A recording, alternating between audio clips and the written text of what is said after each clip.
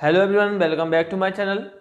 जैसा कि आपने अभी तक इनकम डिटर्मिनेशन एंड मल्टीप्लायर की जो चैप्टर था उसके 3 पार्ट्स ऑलरेडी आप लोग या 3 पार्ट्स ऑलरेडी आप लोग पढ़ चुके हैं। आज हम 4th पार्ट लेकर के आए हैं जिसका नाम है इन्वेस्टमेंट मल्टीप्लायर। इसमें आज हम सीखेंगे कि किसी इन्वेस्टमेंट को करने से हम लोग जो कितने टाइम्स उसकी इनकम जनरेट होती है, इसका आज कॉन्सेप्ट पढ़ने वाले। अब आपको लगा होगा कितनी इनकम, किसकी इनकम। बिल्कुल भी परेशान नहीं होना है, आप जल्दी से पेन कॉपी लेकर के बैठिए और साथ ही साथ इसके नोट्स भी बनाइएगा। बहुत ही इंटरेस्टिंग टॉपिक है। सो फटाफट स्टार्ट करते हैं। So let's begin.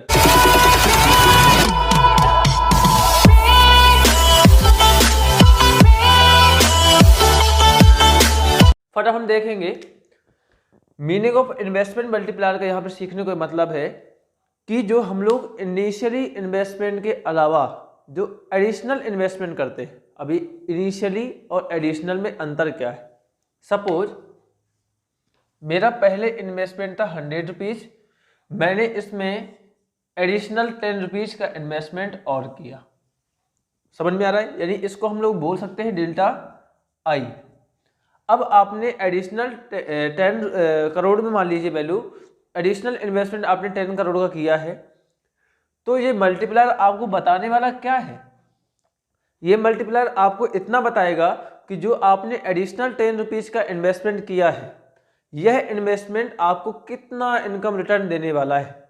जैसे सपोज मैंने यहाँ पे 10 रुपीज का 10 करोड़ का इन्वेस्टमेंट किया। अब ये इन्वेस्टमेंट शॉर्ट टर्म का नहीं है, ये इन्वेस्टमेंट हमेशा लॉन्ग टर्म के लिए होता है, होल लाइफ के लिए होता है। अब ये पूरे टाइम में कितने टाइम्स की इनकम जनरेट करके देगा? मैंने माना कि यह 10 करोड़ रुपीज जब तक लगा रहे कम से कम ये 50 करोड़ रुपए का इनकम जनरेट करके देगा। इसका मतलब है कि ये हो गया आपका डेल्टा वाई। आपको इनकम कितनी इंक्रीज होने वाली है इस आई के कारण? हमने कहा 50 करोड़। इसका मतलब है कि जो आपका मल्टीप्लायर है वो था डेल्टा वाई, आई था आपका कितना 10 था, और डेल्टा वाई आपका 50 आ गया। इसका मतलब ये कम से कम मल्टीप्लायर आपका 5 टाइम्स होने वाला है। यानी आपका इन्वेस्टमेंट का 5 का मल्टीपल कर दिया जाए तो उतनी इनकम जनरेट होने वाली है। तो आपको लग रहा होगा क्या वास्तव में ऐसा होता है? जी हाँ, बिल्कुल होता है। देखते हैं इन्वेस्टमेंट मल्टीप्लायर की डेफिनेशन क्या कहती है। यहाँ पे देखना है, investment multiplier is the ratio of change in income due to the initial change in investment. इसका मतलब, कहने का मतलब ये है कि ये रेशियो बताता है कि हमारी इनकम में चेंज हुआ है। इनकम में चेंज हुआ है किसके कारण? हमने कहा इन्वेस्टमेंट में चेंज करने के कारण। हमने देखा यहाँ पे इन्वेस्टमेंट में हमने चेंज किया, आपकी इनकम में भी कुछ चेंज आ गया। अब इसका मतलब है कि आपका जो इनकम है वो किस पे डिपेंड कर रही है? वो कर रही है इन्वेस्टमेंट पे। इन्वेस्टमेंट बढ़ेगा इनकम बढ़ेगी, इन्वेस्टमेंट घटेगा इनकम घटेगी। इसका मतलब आपको याद करने का तरीका ये है कि जो आपकी इनकम है वो इन्वेस्टमेंट पे डिपेंड है। इसका मतलब आप इसको मान लीजिए कोई वैन और इन्वेस्टमेंट हो गई उसकी सवारी, जहाँ ये इन्वेस्टमेंट जाएगा वहाँ आपका इनकम भी जाने वाला है। यह आपकी एक ट्रिक हो जाती है, क्योंकि कई लोग इस फॉर्मूले को कंफ्यूज रहते हैं कैसे इसको याद किया जाए।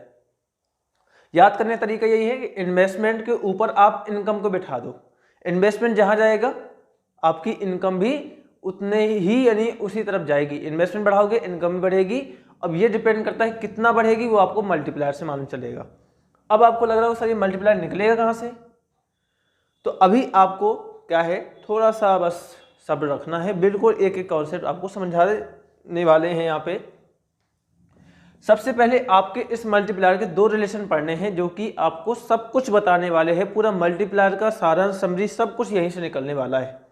पहला रिलेशन है मल्टीप्लायर का एमपीसी के साथ क्या रिलेशन होता है। इसका मतलब हमें MPC, marginal propensity to consume, मालूम चल जाए तो हमें मल्टीप्लायर निकालने में आसानी होगी। फटाफट हम देखते हैं कि आपने अभी मल्टीप्लायर का फॉर्मूला देखा था, delta Y upon delta I. बिल्कुल सही बात है। हमने जरा सोचो कि डेल्टा आई का कोई फॉर्मूला हो सकता है? मैंने कि बिल्कुल। अगर आपकी इकोनॉमी इक्विलिब्रियम में है यानी एस इक्वल आई के है, तो हमने आई का फॉर्मूला देखा है, यानी हमने एस का फॉर्मूला देखा था कि यह क्या होता है, वाई में से सी को माइनस कर दीजिए। बिल्कुल सही बात। तो हम लोग ऐसे ही एस किसके इक्वल है? आई के इक्वल है, तो हम इसकी जगह एस की जगह आई लिख सकते हैं। बोले सर बिल्कुल कोई दिक्कत नहीं।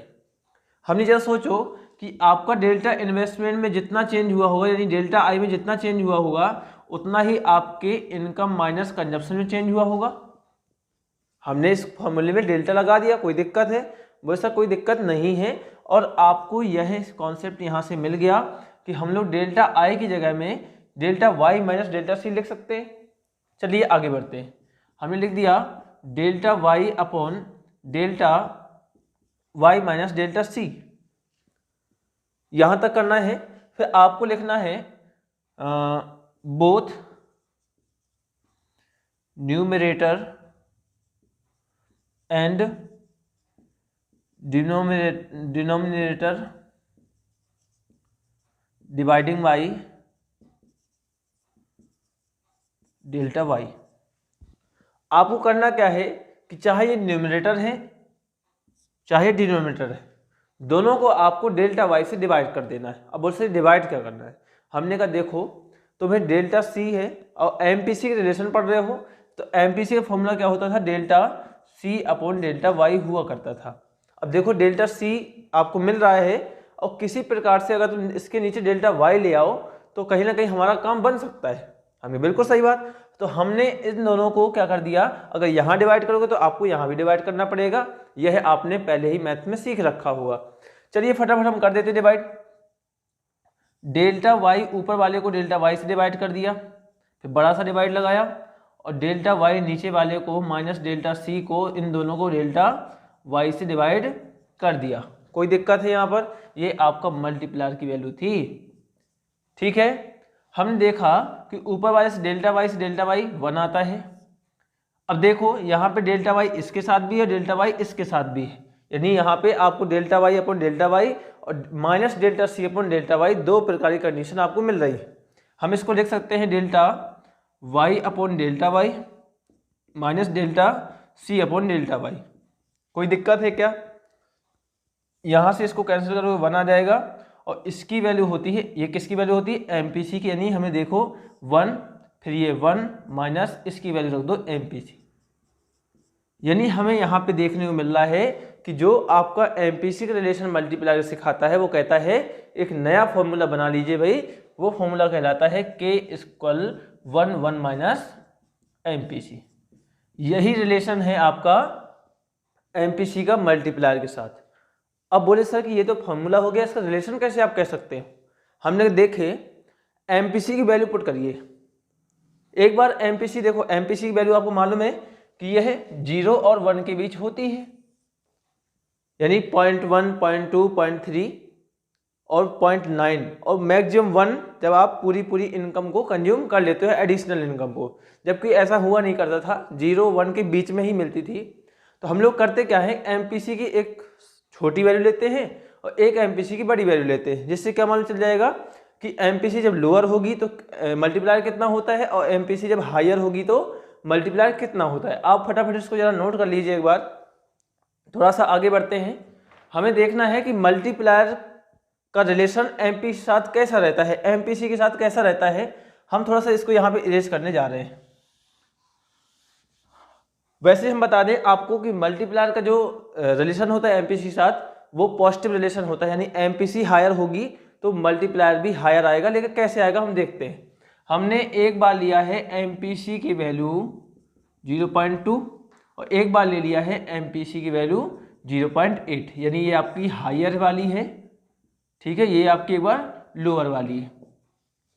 अब आप देख रहे होंगे कि हमें फॉर्मूला मालूम था कि जो मल्टीप्लायर का होता है वो K 1 माइनस एमपीसी हुआ करता था।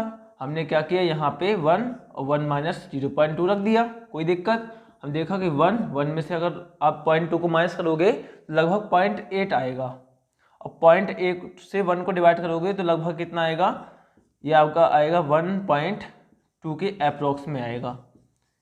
यानी इसका मतलब, कहने का मतलब ये है कि अगर आपका मल्टीप्लायर क्या कह रहा है कि अगर आपका इन्वेस्टमेंट 1 रुपीज़ होगा तो उससे टोटल इनकम जो जनरेट होने वाली है वो 1.2 रुपीज़ है।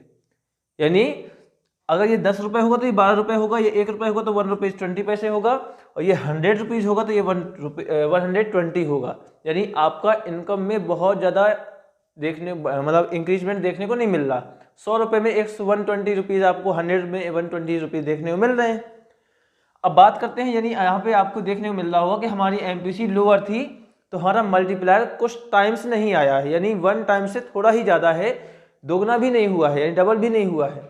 लेकिन हम देखते हैं जब MPC आपकी हायर होगी यानी 0.8 होगी तब आपका मल्टीप्लायर कितना आता है। देखो यहाँ पे के लिखिए, 1 में से 1 माइनस MPC करिए, 1 में से 0.8 को माइनस करोगे तो आपका आएगा 1 में से 0.8 को माइनस करो 0.2 आएगा, और 2 से 1 को 0.2 से 10 को डिवाइड करोगे तो आएगा आपका 5। इसका मतलब है कि MPC आपकी हायर थी तो मल्टीप्लायर पहले के कंपैरिजन में आपका बहुत ज़्यादा आया है। यानी इसका मतलब है कि आप अगर यहाँ पे 1 रुपीज़ को इन्वेस्ट करते हो तो आपकी जो इनकम आने वाली है वो 5 टाइम्स आने वाली है। बात समझ में आ रही है? यानी 1 रुपीज़ का 5 रुपये होने वाला है, 1 लाख करोगे 5 लाख होने वाला है। इसका मतलब यहाँ पे हम देखने को मिला है कि जो मल्टीप्लायर का रिलेशन है MPC के साथ वो पॉजिटिव है। इसका मतलब MPC हाई है तो मल्टीप्लायर भी हाई होगा, और MPC लोअर है तो मल्टीप्लायर भी लोअर होगा। ऐसे ही आपका नेक्स्ट रिलेशन पढ़ना है, relation between multiplier and marginal propensity to save, यानी MPS। जैसा कि अभी आपने देखा था कि MPC को हमने कैसे रिलेट किया था, जहां तक फॉर्मूला आपका K की आई थी 1 माइनस MPC। ऐसे ही सेम MPS के लिए यहाँ इस स्टेप तक आपको पहुँचना होगा। कोई दिक्कत है? एक बार ट्राई करिए। जैसे ही आप यहाँ तक पहुँचोगे तो आप बोलोगे वी नो दैट, चाहे भले ही आपको MPS से रिलेशन क्यों ना पूछा जाए, आपको कैलकुलेशन वहीं तक पूरा करना है। यानी वही डिवाइडिंग न्यूमरेटर डिनोमिनेटर आपने देखा था ना, अभी सेम वही प्रोसेस है। जब आप यहाँ पे आ जाओगे तो आप बताओगे कि जो MPS का फॉर्मूला आपने ये भी पढ़ा होगा कि MPS प्लस MPC इक्वल क्या होता है, 1 होता है। किसने नहीं पढ़ा? सबको मालूम है। तो MPS को अगर निकालना हो तो हम कहें MPC को इस तरह भेज दो तो 1 में से माइनस MPC आ जाएगा, यानी 1 माइनस MPC किसकी वैल्यू होती है? वो होती है MPS की। अगर मैं इसी क्वेश्चन में K की वैल्यू 1 माइनस MPS रख दूं तो कोई दिक्कत होगी क्या? बोले सर बिल्कुल दिक्कत नहीं है। इसका मतलब हमारे पास 3 फॉर्मूले आ चुके हैं K के मल्टीप्लायर के, जो कि पहला था डेल्टा Y अपॉन डेल्टा आई, दूसरा है आपका 1 माइनस MPC, और तीसरा है 1 divide by MPS। Full important फॉर्मूले आपको ये नोट कर लेने हैं, ठीक है ना? बहुत काम आने वाले हैं। इन्हीं पे आपके सारी न्यूमेरिकल बेस्ड है, जो कि हमने 4 क्वेश्चंस ऊपर आपको बहुत आसान से बेसिक क्वेश्चन लिखाए हुए हैं, ठीक है ना? तो अब आपको यहाँ पे दिखाना है कि जो MPS का रिलेशन होता है मल्टीप्लायर के साथ कैसा होता है। तो आपको याद रखना है कि मल्टीप्लायर के साथ जो MPS का रिलेशन होता है वो नेगेटिव होता है। इसका मतलब है कि हम यहाँ पे देख रहे होंगे कि जब हम MPS की वैल्यू एक बार ले लेते हैं 0.8 और एक बार ले लेते हैं 0.2, जब आप MPS यानी 0.1 को 0.8 से डिवाइड करोगे तो लगभग कितना आएगा? ये 1 पॉइंट लगभग अप्रोक्सीमेट 2 आ रहा होगा। जब आप MPS की वैल्यू 0.2 लेते हो यानी छोटा वैल्यू लेते हो, पहले आपने 0.8 लिया था, अब हम 0.2 ले रहे हैं। जैसे हम MPS की वैल्यू 0.2 लेंगे तो यहाँ पे मल्टीप्लायर की वैल्यू आपकी कहीं ना कहीं हाई आने वाली है, यानी 1 डिवाइड बाई 0.2।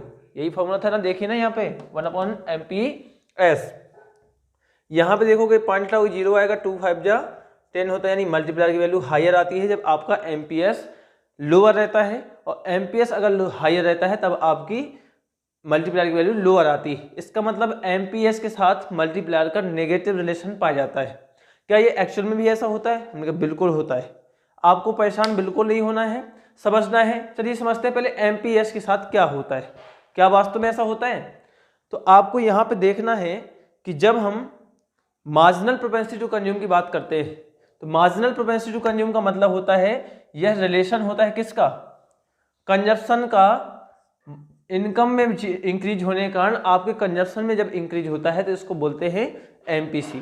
इसका मतलब है कि MPC हायर कब होती है? जब हम लोग ज़्यादा कंज्यूम करते हैं, और जब MPC हायर होती है तो हमारा मल्टीप्लायर भी हाई निकलता है।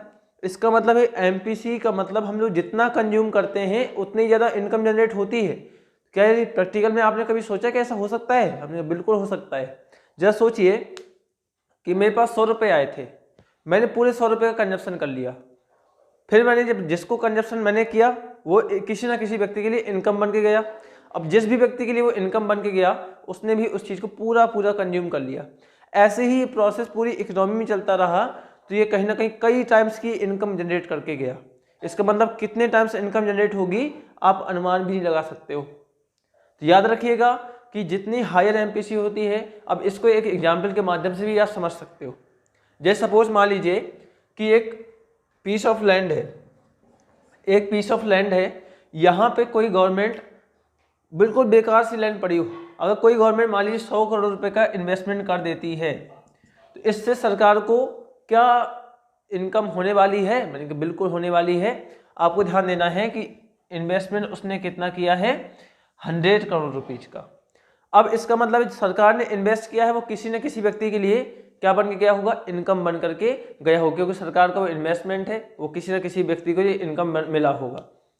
अब डिपेंड करता है कि लोग उसको कंज्यूम करते हैं या सेव करते हैं। तो हमें मानना है कि लोग उसको कंज्यूम ही करेंगे और जितना ज़्यादा कंज्यूम करेंगे सरकार को भी उतना ही ज़्यादा टैक्स मिलने वाला है। सपोज क्या इन्वेस्ट किया था, मैंने कहा सोचा कि एक एयरपोर्ट बनाया ऐसी जगह पे जहाँ पे कुछ भी नहीं था। अब गवर्नमेंट को इनकम किस प्रकार से मिलने वाली है आपको समझने पड़ेगा। समझना ये है कि गवर्नमेंट ने एक ऐसी लैंड पे बनाया है जहाँ जिसका कोई इस्तेमाल नहीं था, कोई भी इस्तेमाल नहीं था। अब जैसे उसने यहाँ पे एयरपोर्ट बना दिया मान लीजिए, तो उसकी पहले सराउंडिंग की क्या बढ़ आएगी, बहुत सारी कीमत बढ़ आएगी। और जैसे जैसे उसकी कीमत बढ़ेगी लोग वहाँ पे ज़मीन खरीदना स्टार्ट कर देंगे, क्योंकि मालूम है उनको यहाँ पे बहुत सारा इंफ्रास्ट्रक्चर का डेवलपमेंट होने वाला है।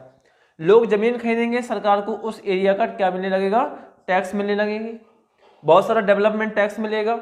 लोग जैसे जैसे यहाँ पे इंफ्रास्ट्रक्चर डेवलपमेंट करेंगे, सरकार को उन जो इंफ्रास्ट्रक्चर डेवलपमेंट करने का जो सामान खरीदेंगे उसमें भी सरकार को टैक्स मिलेगा। ओवरऑल अब सरकार को उस स्पेसिफिक प्लेस से कंटिन्यू इनकम मिलती रहेगी। यानी यही सरकार का एक प्लान होता है जो कि बताता है कि इनकम जनरेशन यानी कितने टाइम्स मल्टीप्लाई यानी मल्टीपल टाइम्स आपकी इनकम जनरेट होने वाली है इस 100 रुपीज़ करोड़ के इनकम इन्वेस्टमेंट से। अब देखते हैं इसके इंपॉर्टेंट फॉर्मूलाज क्या कहते हैं। हमने कुछ 4 फॉर्मूलाज लिखे हैं, इसको मैं इरेज करता हूं, आप लोग को लगता है तो आप इसको नोट जरूर करते रहिएगा।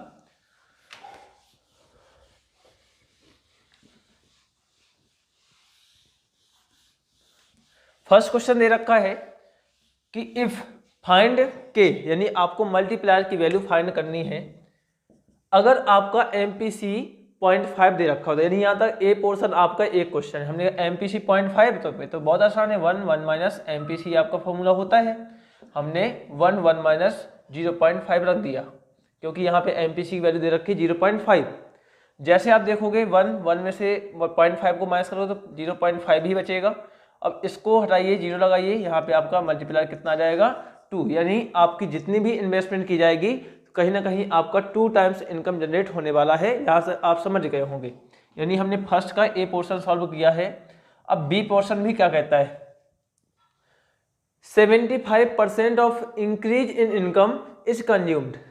75% इंक्रीज इन इनकम का मतलब है कि आपने जितना भी इनकम जनरेट किया, इसका मतलब हम मान लेते हैं कि आपकी डेल्टा वाई अगर 100 रुपीज़ है, डेल्टा वाई यानी आपकी, मान लेते हैं यही होता था एमपीसी फॉर्मूला। आप मान लीजिए कि डेल्टा वाई आपका लगभग 100 रुपीज़ है, तो 75% 100 का कितना होगा, आपने देखा कि 75 का 75 ही होगा, यानी 100 का 75 ही होगा। परसेंट अगर निकालोगे तो आपको यहाँ से एमपीसी देखने को मिली, वो आती है 0.75। यानी आपके पास एमपीसी आ चुकी है। एमपीसी जैसे ही आपके पास आ चुकी है, आपसे यहाँ पूछा जाता है कि वही फाइंड द वैल्यू ऑफ के, यानी हमने मल्टीप्लायर निकालना है तो 1 में से 1 माइनस को एमपीसी करना होगा। 1 माइनस एमपीसी 0.75।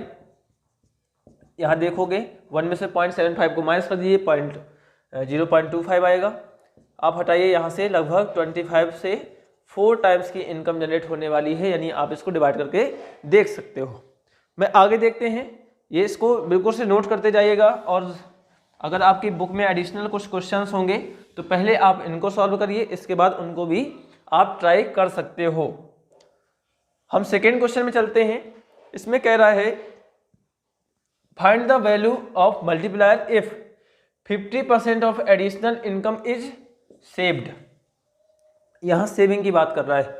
हमने कहा एडिशनल इनकम सेव यानी हमारा एमपीएस। जब भी एडिशनल इनकम या चेंज इन की बात होती है तो हमारा एमपीसी या एमपीएस की वैल्यू होती है। यहाँ पे कंज्यूम कहते हैं तो एमपीसी और यहाँ पे सेव कहा गया है तो एमपीएस।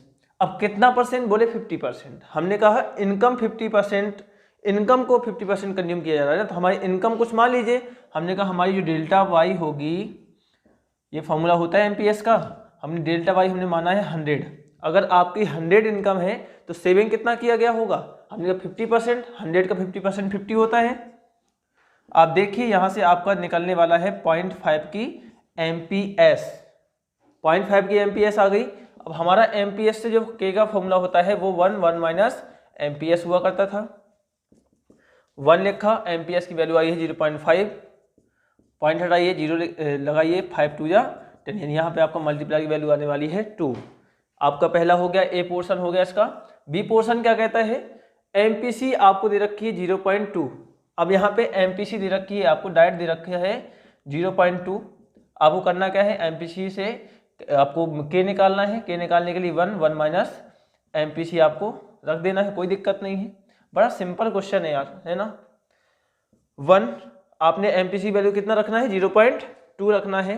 1 माइनस 0.2 रखोगे, आप देखोगे कि यहाँ पे 1 में से 0.2 को माइनस किया तो आएगा आपका 0.8। यहाँ से 0 हटाइए, 10 0 बढ़ा दीजिए, पॉइंट हटा के, और 8 1 जा 8 पॉइंट, यानी 1.2 के अप्रॉक्स में आपकी मल्टीप्लायर की वैल्यू आ जाएगी। हमारे लगभग 2 क्वेश्चन के पीछे 4 क्वेश्चन हो चुके हैं, यानी ए का a portion, B portion, a portion, B portion, 4 question हो चुके हैं। अब आपके थोड़ा सा जो आपको क्वेश्चन चेंज हो रहा है वो किस प्रकार का है, आप इसका फटाफट एक स्क्रीनशॉट ले लीजिए, हम आगे बढ़ते हैं। थर्ड क्वेश्चन में कहता है if find change in income.